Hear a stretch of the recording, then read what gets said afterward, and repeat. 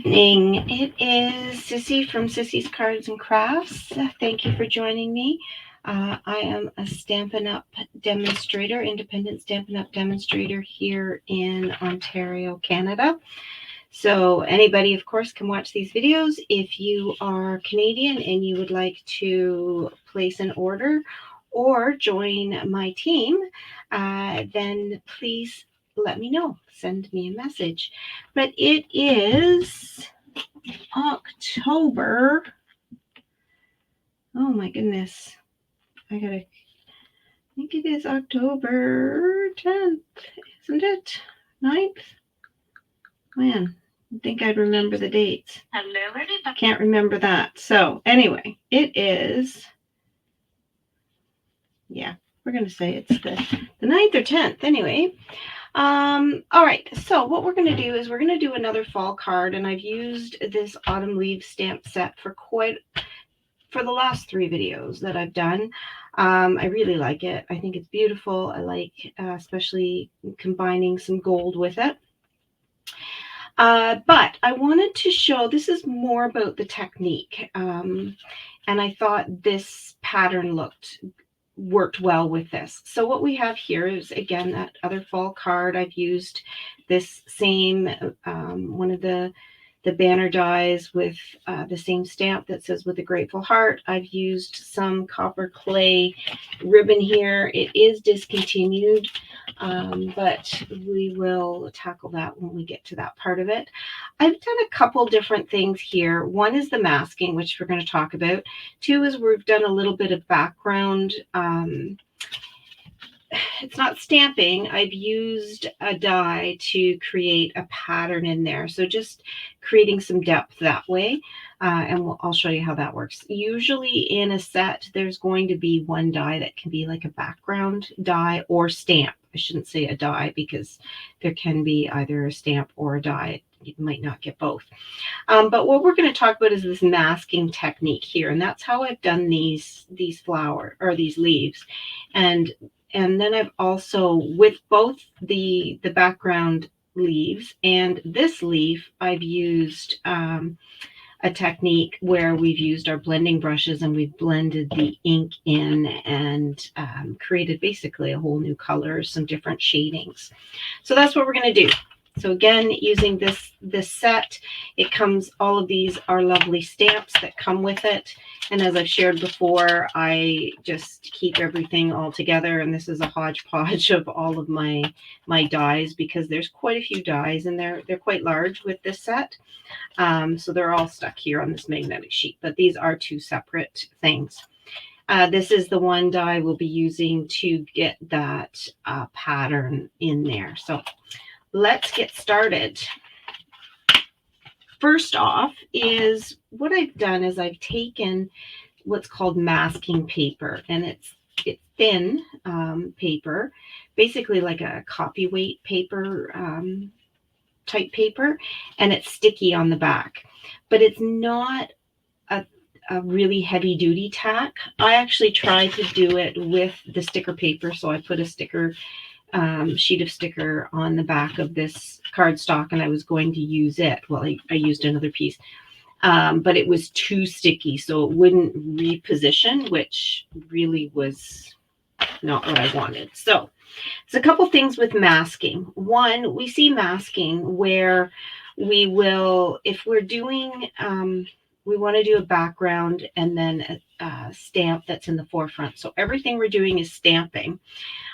We want that stamp that's going to be in the forefront to really show off. So if I was stamping all of these leaves, I would want this leaf to be my center of attraction, or that focal point. So I would stamp it, but then how do I get the background images? See how there's something kind of poking out from that side, and how would I do that? So what they do is they will take a die. It works best if you have a stamp that is the same as the die. And so with this set, we do have a leaf stamp, a maple leaf. So just to show you the 2 different ways you can use this this technique. I'm just going to throw this leaf on here on this block, and we're going to stamp it. So let me just pull in an extra sheet of paper. I'm just going to use this yellow because it is a color that's discontinued, and it just makes it easy for me to use it up. So let me just use this Cajun Craze color. I'm going to ink my stamp up. Get it, all that ink on there. Imagine this is the front of my card. I'm going to stamp it on there. And as you know, I like to use just a sheet of paper to get all that excess ink off before I give it a good wipe. And I've got my chamois here that came with the Glass Mat Studio to wipe that off. It's really a good idea to always clean your stamps.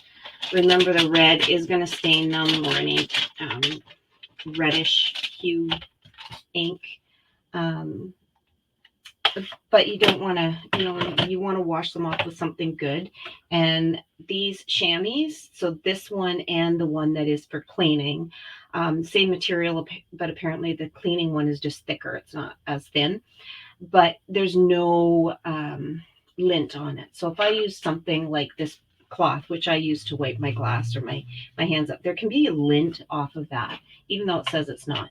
Even with baby wipes, which a lot of people use, I found there's a bit of lint sometimes on that as well. So these chamois work really good. But anyways, back to this. So this is my card front, and I want to do this design where this is going to be my focal point, and I want to do something in the back. I would then take my die, cut a leaf out that matches that stamp, and I'm going to then position this sticker basically right over top. So then when I do my brushing behind it, it's not going to affect this. And this is, like I say, a low tack sticky, so it's not going to affect it, and it's going to peel off. So I just cover it like that. It's thin, like I say, it's like that copy paper, so it's not going to give me a ridge that might occur if I used a cardstock. And some people will use cardstock, but there's the thickness there. So this is nice because it sticks down there. That's now protected. And then I can go ahead and do other stamping. I could take that leaf stamp right over it, and it would show. But then when I peel this off, this is going to be in behind it. So I'll show a little bit more what I mean. I'll keep going with that. But what I've done for this one is I'm going to kind of do the reverse. So here I've got my card. So I've got my card base that's here ready to go, but we're just going to focus on this top part first, the top layer. So what I want to do is, there's where I cut that piece out, right? So I've got that piece. Now here's the reverse or the negative image of it. So I'm just going to take my backing off of this. And these are really nice because there is that slit in the back that makes it easy. It is thinner, so it will rip, and I have ripped it. So make sure you're just slow and steady when it's the race, right? Okay, so the other thing when you think of a background is you want to go off your edges. It makes it more realistic. So, and adds interest. So put a paper beneath it here, protective paper. I'm going to just move this out of the way because I don't want to muck it up. Might place this over here. So then you're going to use your blending brushes. Now I have blending brushes, and I've got like this is my red one, and so I use it for most of my red colors. This is for my yellow and oranges, and so this is the one I'm going to use today. I've got a blue one, brown, like different shades, but some people will have one for every color. And if you want to clean them off, you can give them a little bit of water, but if you just keep rubbing on a blank piece of paper, it will come off. I'm not so worried about getting it completely clean because I'm going to be using colors that are a little bit deeper, so I'm not so worried about it. Oh, look, I didn't realize there's that little stamp there. He's just going to poke his way up. Okay, so with a blending brush, you're just going to pick up ink. So just pull it across. Don't start right in the middle because what's going to happen is you're going to get a big blob. And because I cleaned it off, I want to make sure so I'm going to load my brush up, and this is the best way of doing it. So now I've got ink on there, and start from the outside and work your way in. Again, if I start in the middle, I'm going to get a blob, and it's not going to be a nice even color. You're better off layering, so keep going in and adding more and more color. So you can see here that color's there. I'm going to go get some more. Now, a lot of people will just do this on their glass mat studio because it will, this ink here, what I'm doing right now is it's just being absorbed into the paper and it's kind of useless. But if I was to do that on the glass mat studio, it stays wet and I can pick it up and use it again. So it saves your ink a little bit. I find I just don't have enough space here, like I'm crowded. So I'm afraid of getting that on my hand or somewhere else that I don't really want it. So just keep layering it up. Now, the other thing I want to say, a couple things. One, careful you don't go over these edges, right? Stay within those boundaries. And then you'll notice our edging here is going to start getting darker. And that's just like any edge. It's going to pick up a little bit more intensity of that ink.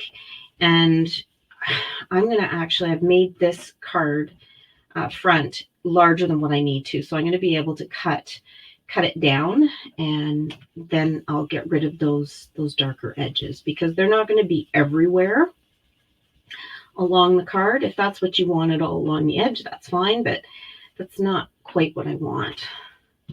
So that will become a little more apparent when we keep going. Circles, little swirls work best. If you do want to do straight lines, just make sure you're either going in the direction you want it to be going, or you smooth it out by doing some swirls afterwards. So I'm layering that color on. Got to keep looking. It doesn't look like I've got a lot of color on here, but then if I kind of look here and here, I realize I do have some color. So that's good. I'm going to leave my pad open, and note here how our ink pads have our color listed on the front.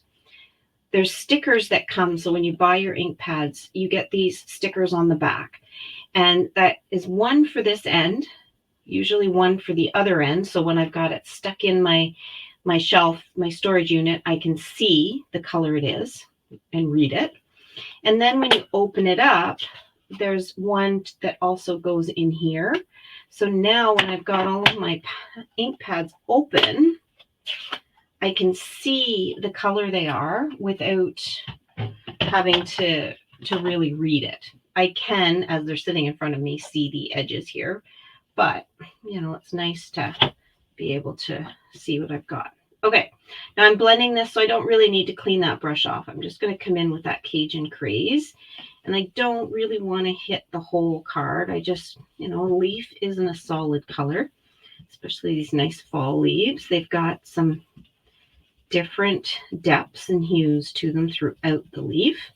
So I'm going to just kind of hit that a little around the edge. Okay. So then I'm going to come in with my red brush.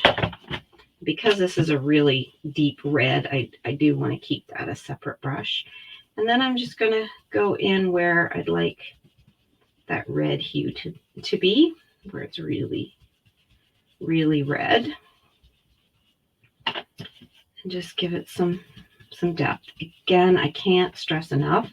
You want to start out here and work your way in.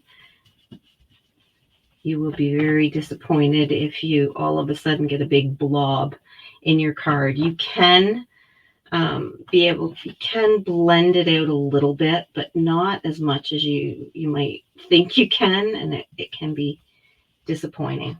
Okay, So I'm going to just clean this off a bit.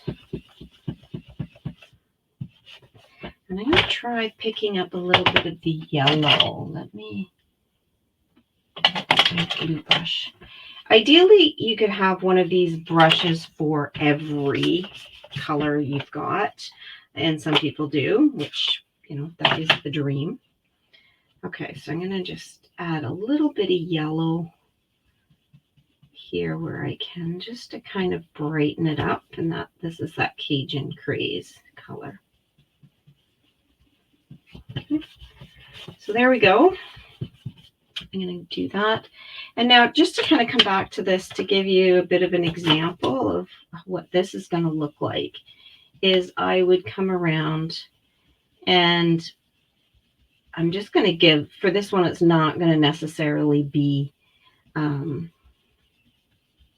leaves around it, which I could do. I could take something like this and put it on. That's fine. I could stamp. That would be fine. But I'm just going to put a little bit of a color in there just to give you an idea of what that looks like. Okay, so I think that looks good for this one. I'm just going to cautiously, carefully pull this up. And then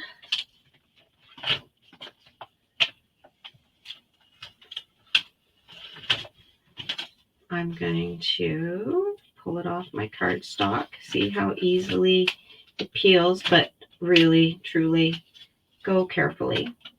And now see how crisp those edges are? And you get to see, now that we're pulling off the kind of hodgepodge around it, see more the actual shading that's I've done here. So I'm going to position this again. Now, I could be picking up ink on my fingers, so if that's a problem, make sure you use something else that's going to help you with that. Like maybe you got a cloth here, you want to just kind of smooth that down, make sure it's all going to adhere. All right, so repeat. I'm going to come in here with my brown, and I'm going to just give this all a good deep color. So I can start. This gives it that nice background. And just play with it. Play with your colors. Figure out what you really want. You know, I'm thinking of all those leaves out there on the trees and what they look like. Okay, so when I first come on, I mentioned, you know, if you want to place an order, there's Stampin' Up! Has a deal on. It was on today and tomorrow, where everything, all your stamps are 15% off, which is an awesome deal. So if you're worried about maybe like in Ontario, you're thinking, oh, that I could get what I want, but then by the time you add your taxes and your shipping and all that, it just gets to be too much. Well, there's your taxes right there, right? So you could have your order and it be basically tax-free. So you could think of it that way. The other thing is, which I really, if you're interested, what I suggest is you consider being a demonstrator. Now, just hear me out. I know you're thinking, oh, there goes the sales pitch.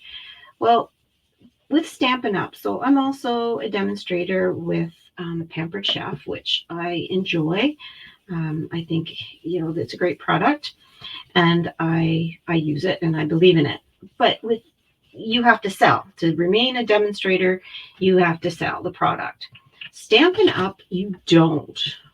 You can be a hobby demonstrator, and all that's required is that you make your base sales, which basically means you're buying X amount of dollars within a quarter. So depending on what you purchase, you know, maybe you could make those minimums. And you know what? You can become a demonstrator and have the deal for a quarter of the year and then say, yeah, this isn't quite what I want. It's not my jam. I'm struggling to get those minimums in, or that minimum in. which I believe is $300. So if you is your minimum.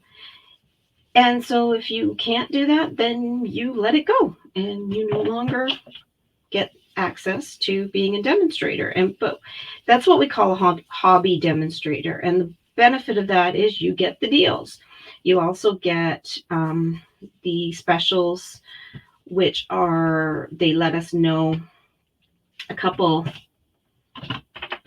usually a month and a half before new products are released to the public. We have access to them and we can purchase them. So you can see those things, get first-hand orders, and be ahead of the game for things. But you can also get the amazing products at a great discount. I believe you start off at 20%, and all you have to do is make those minimums, and then you get your next level, and before you know it, you're getting 25%. So just seriously think about it. And this month, because it is an anniversary month, they are basically letting you get a really good deal. So their program is where you can, to become a demonstrator,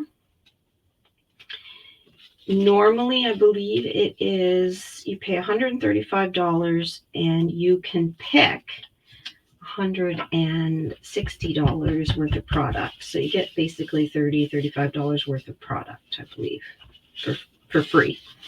Your kit is anything you want, your starter kit. So you don't have to buy something you don't want. You don't have to get something you're thinking, what am I ever going to do with this? You get what you want out of that starter kit. So you just open the catalog, find what you like, and once you total that normally $165, then you pay your $35 and away you go. And they do give you some added things, like you get your paperwork, you get some catalogs, you get some stuff to start if you wanted to be a sales rep. I believe you can get a free paper pumpkin kit.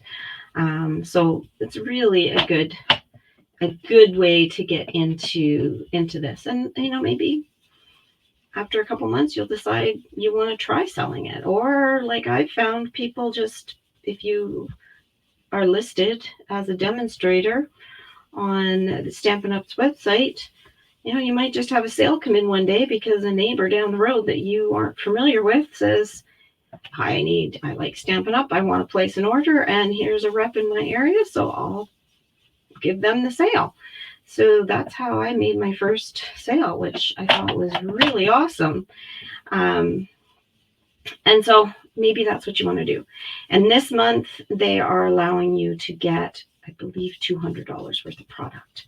So a really, really good deal. There's like $70 free of product you can get.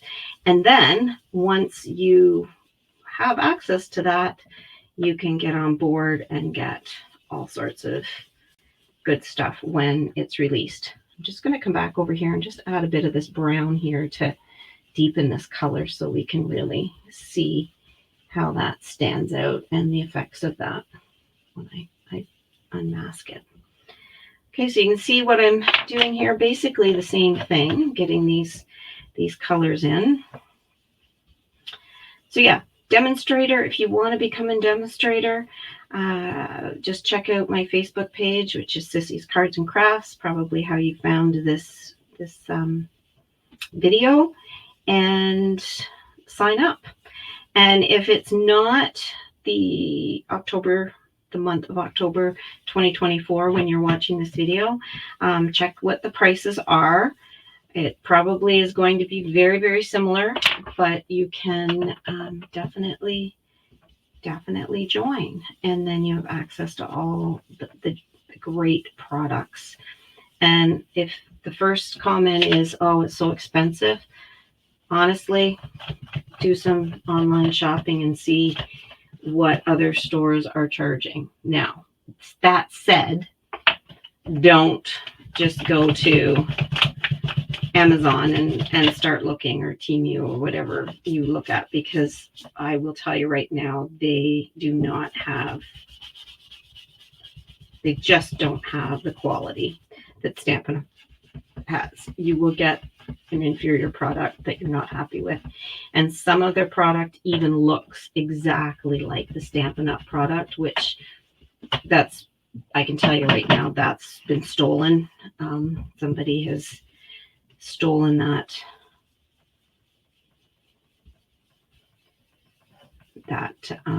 set from Stampin' Up! And that is illegal, right? You're not supposed to take somebody's property, and it's copyright. Somebody worked hard for it, and now you're going to take that away. Okay, so that's all I'm going to say about that. But if you do have any questions, please reach out to me. You can message me through the Facebook page, which is Sissy's Cards and Crafts. Okay, so you can see those lovely leaves, and we've got different shades, different colors in there. Sorry.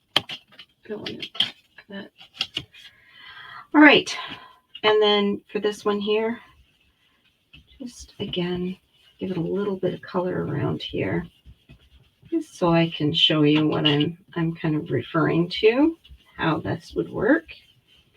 And if I had another stamp that I wanted to just stamp on top of that, it would show up. And there you go.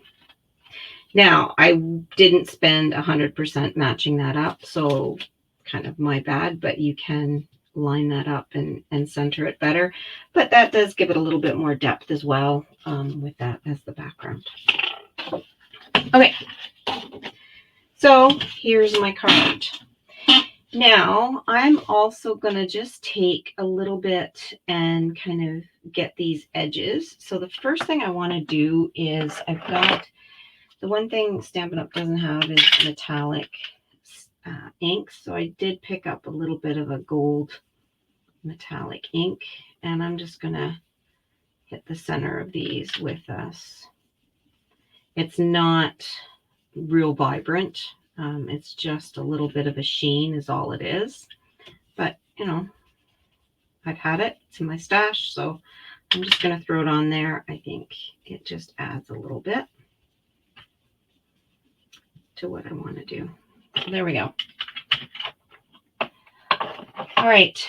Also, just want to give a little bit more oomph in here, just to kind of shade this. I can go over my leaves here. I'm so faint that I'm really not going to affect anything.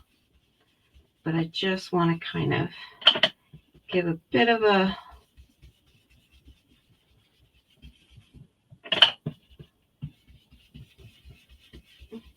just not make this background look quite so perfect.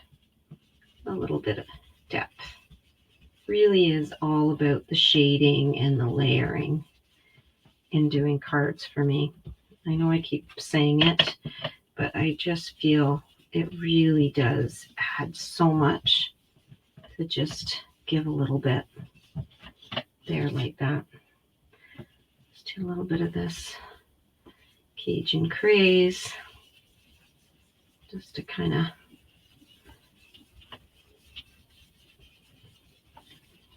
muddy it up a bit, maybe. It's not quite the word I wanted to use, but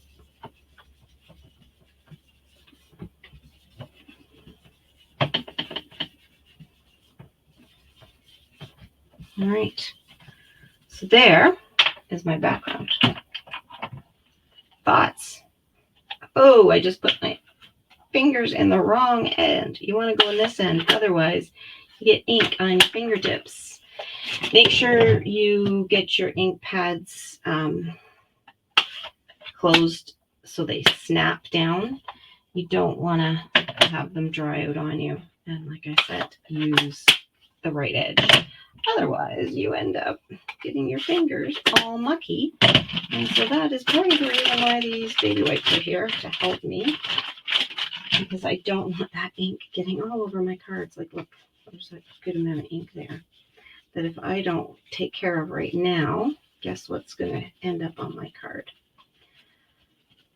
All right, so what I'm going to do now is take that die, and there's two of them here. There's this one that's a longer one that I could lay down throughout, but I'm not going to use that one. I'm going to use the smaller one, and really it's just a little dots, so it's going to give me like a stitching sort of effect in here. And this is too large for my mini Stampin' Cut and Emboss machine, so I have to use my full Big Shot, the Sizzix one, which again is one of the originals to Stampin' Up. They no longer, they have their own, which folds up, so it's a little bit taller than this, but it folds up, so it makes it so much easier to store. This big sucker has to kind of go under my desk just to be able to keep it in place, give it a place rather. So I'm just going to kind of hit these in different areas. I could have used my blending brushes when I did the background. Ooh, slow with the tape. This is a concern with using this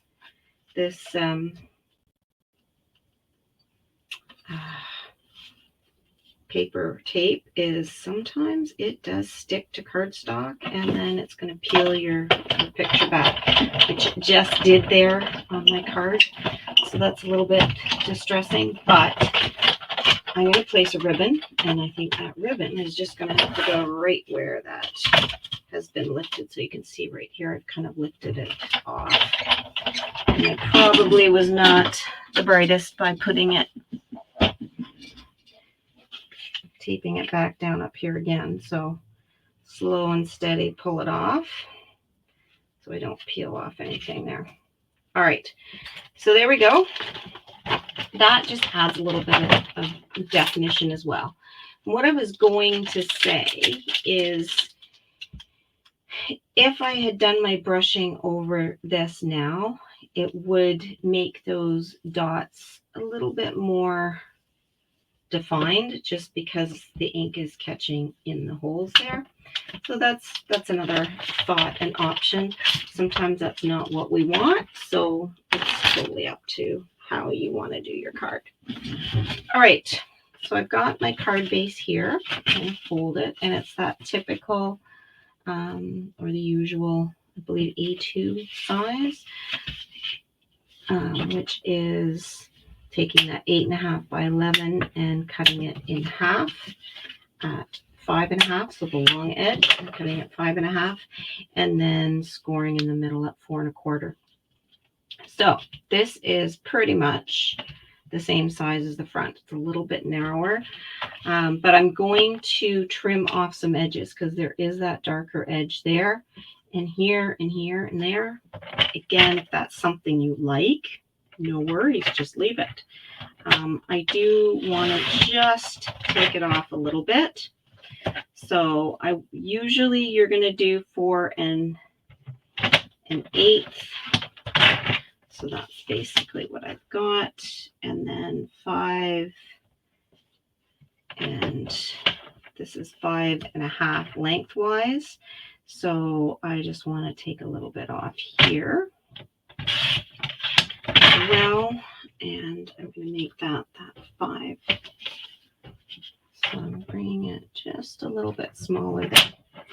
All right, the other thing I did is I roughed up the edges. I just wanted to make it a little bit more defined, and just to rough the edges. Now there's tools. Cricut had a tool years ago. I think Stampin' Up had a tool as well that just roughed these edges up. And all I'm doing though is I'm taking the scissors along here, and this kind of is even taking that darker edge off. So this is something that really all I needed to do, but I did want it a little bit shorter and narrower. So I could be a little bit rougher in certain areas to kind of really distress it and give it a distressed look in particular areas more than others. Take your dusty parts off so that you don't create any sticking issues, because tape isn't going to stick to all that dust. So I'm going to just actually wipe this off and don't pick anything up. All right, so then I've got my front here just like that. My leaf for the center, I started with one here. I will continue with it.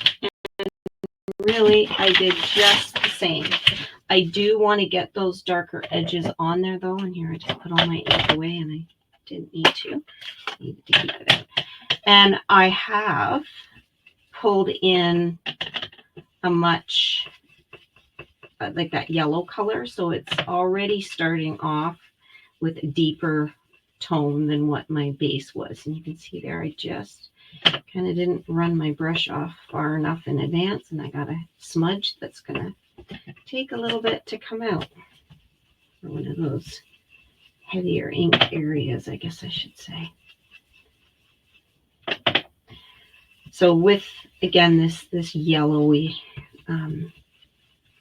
I don't know what the name of that color is. It was before my time, but I was able to pick up a package of it, and it's nice to have for things like this because it's cardstock that I'm going to use, but I'm not really worried so much about what that color is because I'm adding to it.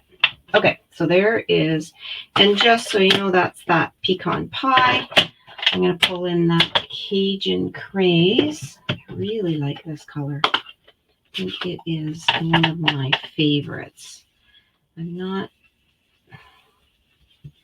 don't mind oranges. I'm not like a pumpkin orange sort of color, but I do really like this reddish type orange, and it's just so rich and deep. I just think it's pretty. It's a pretty color. So you can see how quick I'm getting those colors layered here. I'm just going to hit a little bit of this red just to keep it in the same sort of pattern. But I think I'm just going to go the one side of it, to be honest, just to give it that extra depth. Okay, and that is that cherry copper. Oops. Okay. So there's the leaf that I'm going to stick in the middle. I pre-cut the gold veining, and I did put that on a sticker sheet, so makes it so easy to do. Just to peel it off is the trick, but find the edge and just peel that backing off. And now that's all sticker. And I can just, this is very fine, and there is different points that you want to kind of make sure are lining up. So the ink technically is still a little wet, so sticking might makes it a little bit more positionable if I put it down now, but I will have to come back and adhere it a little bit more in a minute because that ink is still a little wet. But it's going to show you what that gold looks like, and then in person, and you can see the gold flecks there, that just picks that up a little bit. All right, so now we're going to get a ribbon. So I had what I used before, read the copper clay. It's just a copper clay ribbon. Or there is this natural kind of ribbon. I believe both of them have been discontinued. This one would also look nice. But I think we still have available.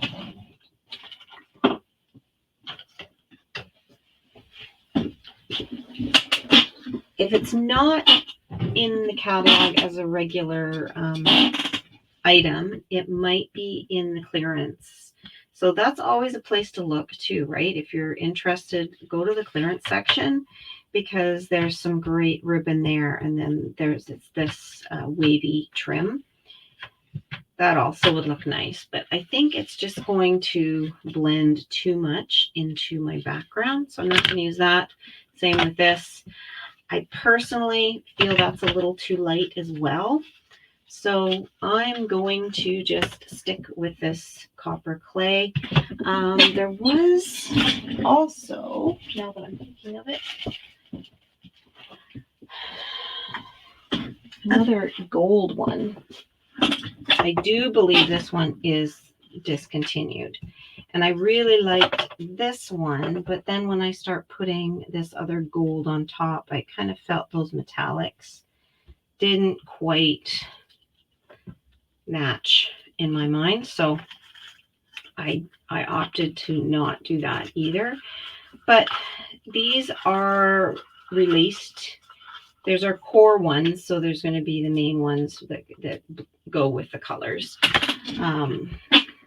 our ink colors, but they do switch them up every year or every season. So it's easy to, I'm finding, to have a bunch of ribbon that is kind of out of date, or out of stock, I should say. It's never out of date. If it matches, then it's what you want to use. So don't be afraid to use what you have. It does not have to be in stock. The thing that I'm worried about, though, is if it's something if I show you and you really like and then it's not available, that's a little disappointing, and I don't want to cause that for you.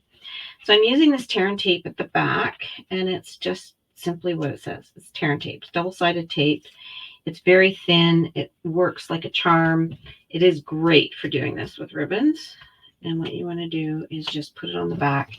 It's also something that I can give I've got a little bit of leeway to reposition it if I want, but I'm going to make sure that's stuck on the back there.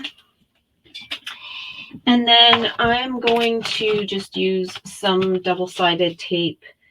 Again, guys, I am all for the Stampin' Up! Products. I think they're amazing.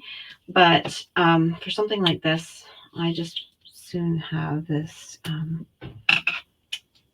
double-sided tape like this, just because I can use it all along the edge instead of using a whole bunch of the dimensionals, which I'll show in a second. And I want to give this structure to stand up. I don't want it to kind of fall down. But you do use a lot. Stampin' Up! Does have full-size sheets of this, which are very nice. Let's say I want to make sure that my piece sticks up. Piece being, sorry, I'm running out of words. It's getting late. I'm tired. I had a rough couple days. So, and for that, I'm sorry I wasn't on yesterday. Rough couple days. Say I want my leaf. I'm using the smaller leaf. Let's just say, for argument's sake, that's what I'm doing, and I want it to be popped up, but I don't want to worry about having to put all of the little dies underneath. Then I could use one of these sticker sheets and actually die cut, well, not sticker sheets, the double-sided sheets, and make the whole thing a big, thick, double-sided piece, which would be really, really awesome. Okay, so that is basically going to go right there. I'm going to peel these off. But in saying that, I'm saying, you know what, buy something at the craft store or the dollar store, whatever, like these double-sided tape, just make sure they do work. So many things I've got either are not sticky enough or way too sticky, or the backs just don't peel off, or there's, you know, you want to make sure. And always double check that you're opening your card the right way. You don't want to be putting it on the wrong way. And these are sticky, so once it goes down, it goes down. I'm not going to reposition it too easily. But there we go. At least I've got a good level that all is sticking up. It's covered my edges. But for my leaf, I'm going to use the dimensionals. So I'm just going to pop these on, these little dimensionals, because I can put them right in the corners here, and they will do their job. Now, you'll notice, though, that this sheet of dimensionals looks a little funny. The whole edge is gone. For this last card, I just pulled this edge off, and that was my sticker sheet, which was nice because it wasn't as wide. It just did what I needed it to do. And, you know, don't forget that those edges are still usable. It's not something to throw away. Nobody's going to see it. It doesn't have to be these lovely little six-sided figures. It can be whatever you want. Okay, I am just going to tuck that right down in under that ribbon. And there we go. Now I'm going to cut my sentiment piece, so my banner. And then I'll show you the last little bit that I want to do. So for my sentiment piece, I'm going to grab the die that's going to go here. I'm just going to trim this off so I don't have to worry about excess paper everywhere. Get my mini Stampin' Cut and Emboss machine. So really, like I said before, the large one folds up just like this does. It's the same type of plates, just like this one does. It works really well. That's like on my wish list to get. I do like the other one. It won't be a bad thing to have two for when I do craft events, card events. I'll have people able to come. Actually, you know what I'm going to do? I'm going to stamp this first before we go here. Just going to give that a stamp. So I'm going to use that Paging Craze again because I think it's just beautiful. You get my stamp. I'm going, or my block rather. I'm going to get my stamp. With a grateful heart, I'm going to stamp that on. I don't like it when I get a bunch of ink up in the corner like that because sometimes it just rocks and doesn't do its job like it should. And these edges too, I like to just clean up. Okay, so I'm going to come in here, pop this on here. Always leave it a second. I'm not pushing it down harder. I'm just holding it so it can get into the paper. Paper is porous, so we want the ink to soak into it. Clean my stamp off. Right. It is, I will admit, it's a little sad when you see, especially a brand new chamois or brand new something, stamp set get all red and inked up. It's just kind of, it does hurt the heart a little bit, but that just shows it's being used. This red ink is going everywhere. Oh, there it is. I've got a big gob on my paper. That's why, or my wet wipe. That's what's doing it. But I don't want it everywhere. I don't want it on my white shirt. Okay, so cover it up before we make more of a mess. Now, with stamping it first, I can come in here and make sure this is going to be straight. Now, so I don't wreck it, I'm just going to go along the edge of that die just to make sure I'm not coming in on the front. There is And then by doing that too, I can use that excess tape just to hold it right to the cutting plate. There is, and I plan on getting some, the same tack, and actually it's called you can get low tack tape. It's called that, or you can get what's the sticky notes that you get? It's sticky note tape or whatever it's called. Post-it note tape. And it's the same adhesive properties as that. So it doesn't really stick. It's repositionable. It's all that jazz. And it works really good for doing this. So that's, again, on the wish list of wanting to get. All right, so what I did with this is I pulled back in some blending brushes, and kind of the ones that still have a bit of ink on it, and I just went around and kind of give this a bit of, just a little bit of something there, so it doesn't look so stark white. And that is my yellow one, even though it looks more red. So what I'm going to do is I'm going to come back in with this gold and just pick some up and just kind of hit it here and there with that. Again, all I want to do is just give it some little bit of a added bonus. Okay, that's done. Now I want this to sit on here. So you can see if it was so stark white or that basic beige color, it would maybe not look the best. So for this, because I'm putting it over my ribbon, I want to make sure I'm getting my dimensionals so they'll come either side of that ribbon. I could glue it down. And then I'm also going to take one of these and cut it in half, just so I can try to get half above the ribbon and half below. I'm going to actually put my straight edge inside. Where did the other half go? There we go.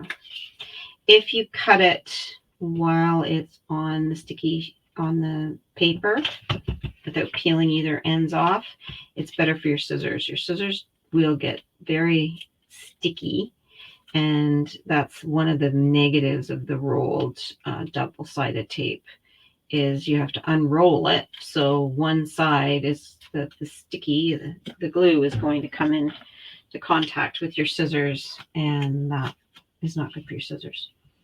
Okay, so I'm going to just position that here. Make sure I adhere it really good. Then I'm going to do what's called a faux bow. So I'm going to take some of my ribbon, maybe just over 2 inches of it, depending on how good you are, how tactile you are, being able to use those little fine motor skills. If you have to use a bigger piece to tie, then do that. You can always trim it off, and it actually works better, especially for this ribbon. It has a tendency to fray a little bit. So you might want to have a little bit more. But what I'm going to do, you can see here, I've just got the very edges of it. So definitely do 3 inches. 2 inches is just not quite enough to make this quick and easy.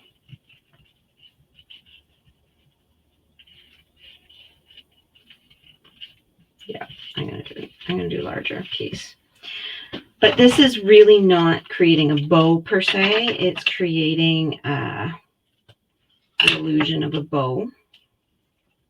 And it makes it easy because bows, especially with certain ribbons that's only one-sided, it's not gonna work so well. Look how much easier that is. Learn from my mistakes. That's the lesson of the game here.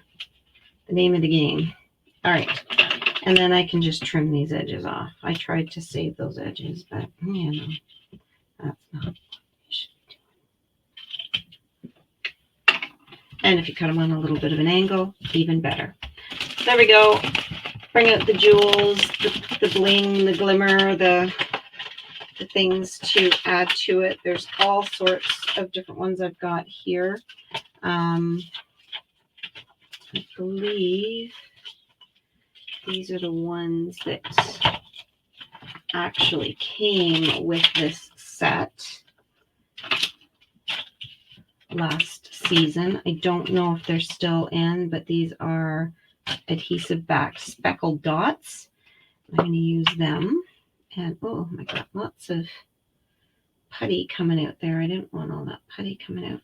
So this is our take your pick tool. I've shown this end, this putty end. So there's just a little bit of green putty there.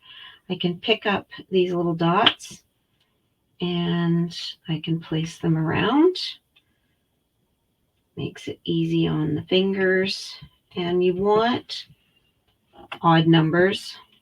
So threes. I try to think of a triangle. Maybe even reposition this one just a little bit so it's not quite a set triangle. I could have used a couple different colors as well. And if I wanted to use 5, great, but just try to stick to the odd numbers.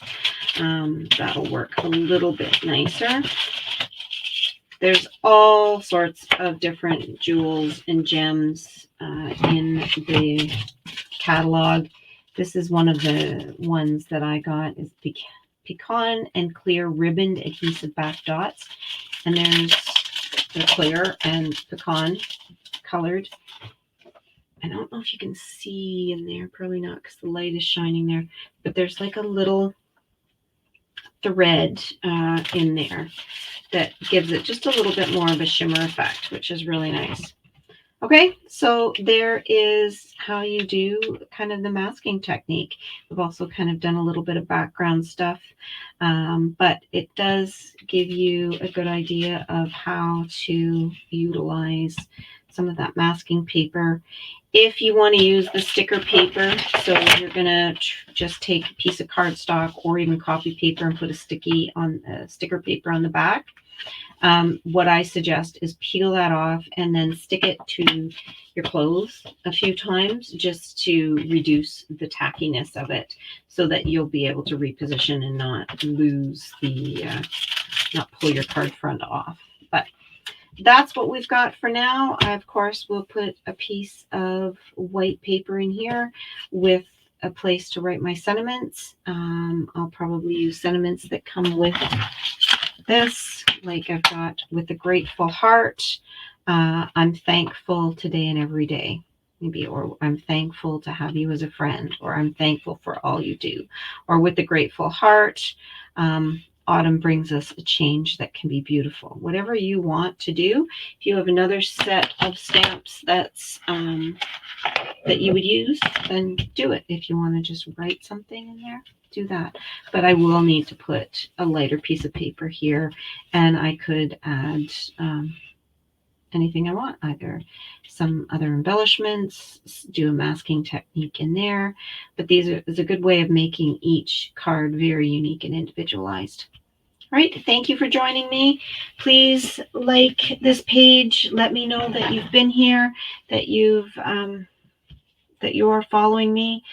Give me a little bit of ideas what you'd like to see, but I'm enjoying sharing my knowledge with you, and have a wonderful, wonderful evening. All right, take care.